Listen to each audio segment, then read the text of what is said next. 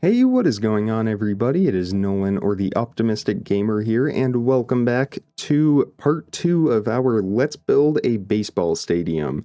Today, we made a lot of progress. As you will see, we finish the entire first level of the stadium all the way around, and I am overall really happy with how it turned out. So I decided to start in the outfield, specifically left field, and the palette that I will be using for the stands includes smooth stone slabs and the green concrete. I may change the green concrete later on, but that's an easy change. The smooth stone slabs are just a standard. I was gonna have those regardless of the color I decided to go with. So I started at the very far left, where it's just a neat single row of seats, and then we get into the diagonals. I experimented with a couple different designs, whether to leave the corners or get rid of them.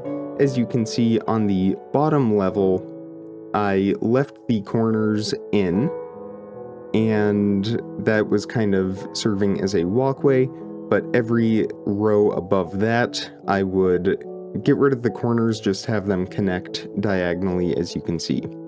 So now here, I was working on the bullpen. I decided to put this in the left-ish field, left center field, because I just thought it kind of fit in right here really well. So I made a rectangle on the diagonal plane, which wasn't actually too difficult. I just stuck with those the alternating every two diagonals for that, and got a pretty nice looking rectangular design, and then I built up the stands around that. For the concourse, I'm just using stone, again, subject to change. I'm not 100% sure that I will leave it.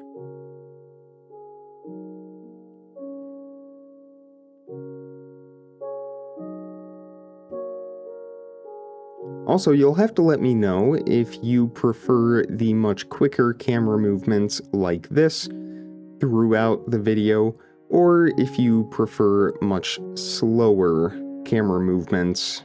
This is the example of the quick camera movements, and then of course, once we get to the slow ones, I will point them out.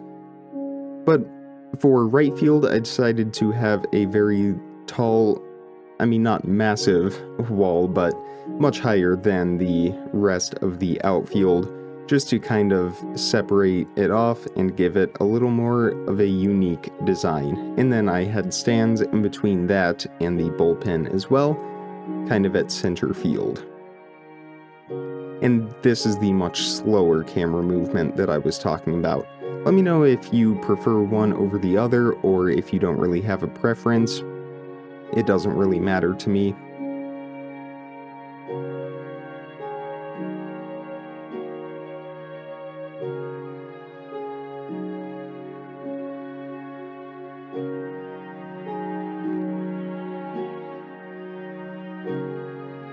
And regardless of how tall or short the front row was from the field, I built it up to the same level on the main concourse all the way around. So you'll see there's much more rows behind home plate and along the foul line than right here in this section that I'm building in right field, with only a few rows going up before we reach the concourse.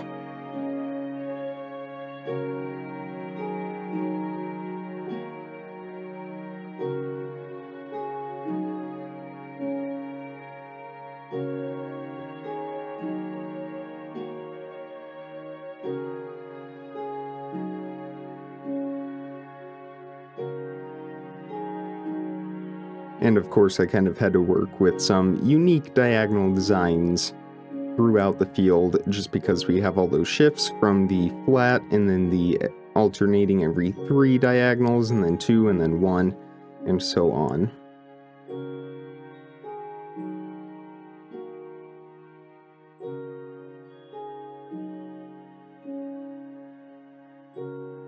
So now I was just filling in the rest of the concourse. It's roughly 15 blocks in depth from the stands all the way to the back end.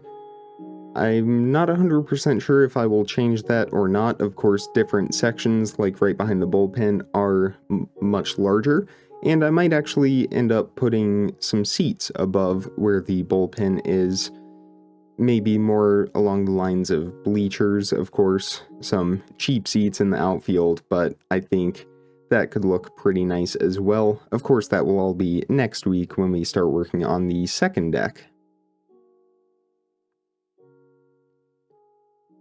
And unfortunately, World Edit doesn't work great on diagonal planes, so I had to fill all of that in by hand. I used World Edit a little bit just to fill in some sections in between, but of course I would have to go back and do the rest of it by hand.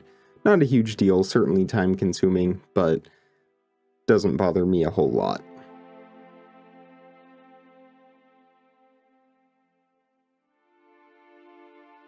And again, this is the much slower camera movement that I was talking about earlier, where it's almost still, moving ever so slightly, but really just capturing the whole build as I work on it.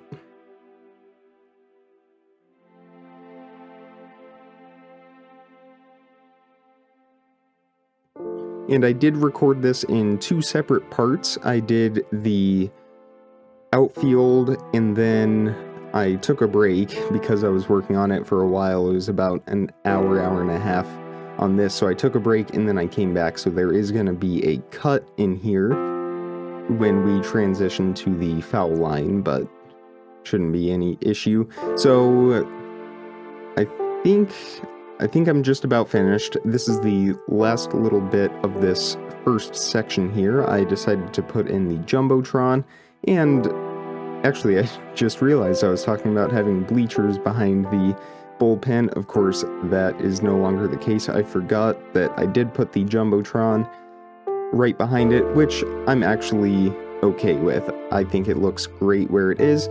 Initially, I did it with either gray wool or gray concrete, I don't remember, but I didn't want to build it out of black concrete right away because black concrete is really hard to see, especially with shaders. But I would eventually change the gray wool to black concrete, and then I did an outline with black stone using blocks around the screen, and then I actually did walls around the columns there just to give it a little more depth, and you will see here I changed the screen to black and it looks great. So that is the end of the first section here. I did put in some white concrete just to almost as if it were the text for the distances in left, right, and center field, and that is part 1, so let's move on to part 2. So I began along the right field foul line, and for this I actually used stone for the base layer for that front row where you walk to your seat, just because it's the bottom of the stadium, you kind of have that concrete foundation and whatnot. But then I would go back to the stone slabs right above it, and of course alternating with that green concrete and stone slabs. And then I started working on the coach's box and the dugout down here, and then the I forget the name of it off the top of my head, but the batter circle where they stand on deck before they go up to bat. If I'm sure somebody knows the name for that, let me know in the comments. I don't know why I'm drawing a blank to that right now. Anyway, I was working on the dugout. I just made it 1 block below the field level. I initially thought about having it 2, but that was a little too deep, so I just stuck with 1, and then of course green surrounding it, green concrete around that, and stone stairs on either side leading down to that, and same thing over here for the visiting team dugout. Pretty much identical. Actually perfectly identical. And you can see some of our builds that we have done in the past. It is on my big creative world where I just build everything. So yeah, you get to admire all of those buildings as well. And then I did a barrier using green glass panes and concrete for the posts in between that. Really happy with how that turned out as well. Now, behind home plate, I just went diagonal. Every block, a single diagonal. Behind that, oh, and I was matching the concourse height, so I knew how high up to go. You can see what I mean about having more rows than in the outfield. But anyway, behind home plate, it's just diagonal. There's not really any curve to it. I'm definitely gonna go back and add curve, because at the top it's just very flat, and I'm not too happy with how that looks, to be completely honest. So I will go back and fix that either off camera or at the start of the next episode. We will just see, and you can see what I mean now with those diagonals. Plus, it's just a very busy design. It gets to be a lot to look at, kind of puts a strain on the eyes, so I'm definitely going to change that. But for now, it just completes the inside of the stadium first level, so I left it for now.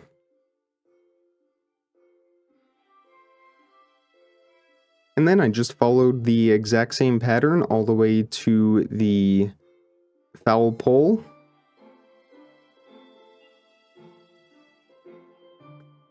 And it was pretty much identical on both sides.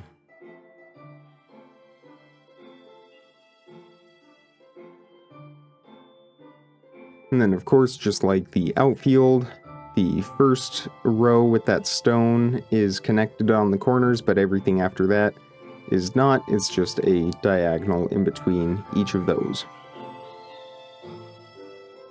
And then same thing over here on this side. And I certainly have gotten a lot better with my Cam Studio skills, in case you didn't notice. Again, I will continue to improve over time.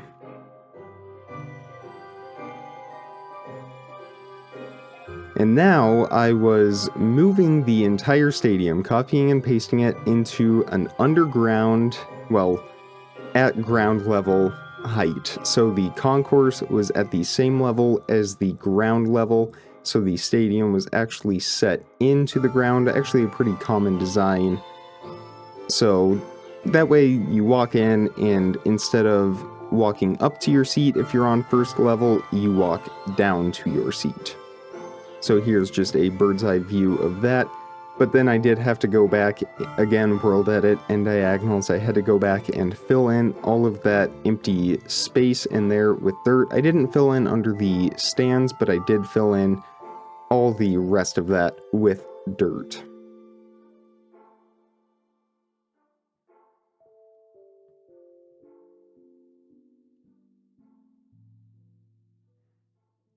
And this is going to obviously make the stadium not be excessively tall, and it just gives it a very nice and polished look overall.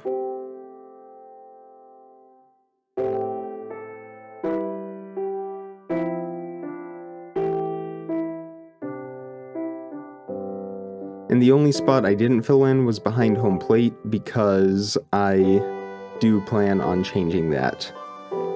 And now the fun part, connecting the foul line to the outfield on a not perfect level. You can see that the front level of the outfield is 4 blocks taller than the front level of the foul line, so I had to do a lot of playing around and tinkering with that. What I ultimately did was extend, and you'll see this here in a moment, I extended the outfield in towards the left a few more rows, I think 8, so that it matched up a little better. And then I was able to get that nice symmetrical curved shape from that, which did mean extending that wall a little more, but overall I was happy with how this whole design turned out.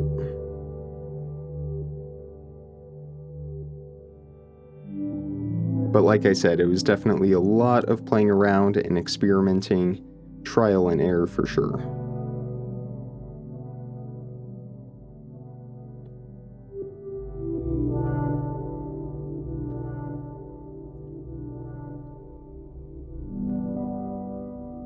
And then I finally got the curve to line up.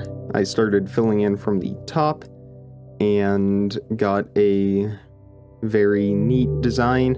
It got a little funky once I got down to the rows down here at the bottom, as you can see with the concrete lining up and all that, but I just put in an additional wall and then it ended up looking just fine. For the other side, I didn't follow that same pattern because this outfield was much higher up than the one in left field, so what I decided to do instead was have the foul line end on a diagonal as well as the outfield, and then I would just have a access point to the field from this point at the foul pole, and we could have a door for whatever we needed, maintenance crews and whatnot could get out there with their equipment through that. So it ended up working out really well.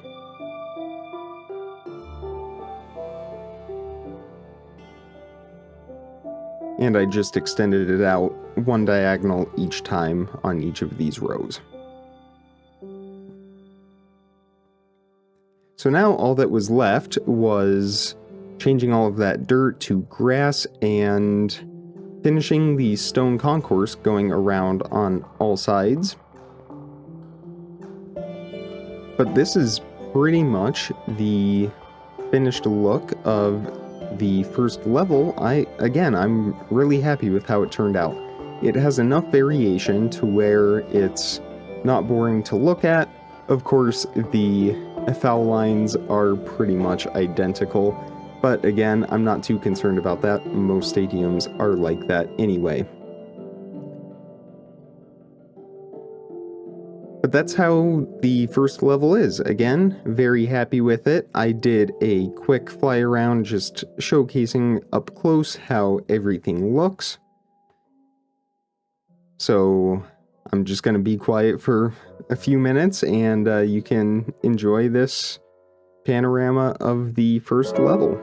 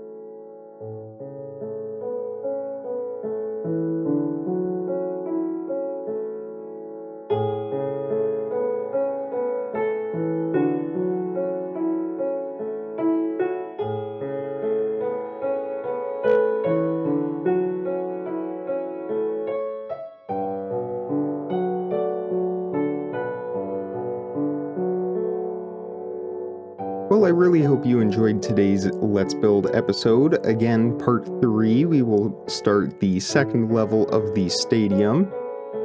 As always, if you enjoyed it, definitely hit that thumbs up button, and be sure you are subscribed so you don't miss out on daily content as soon as I publish it.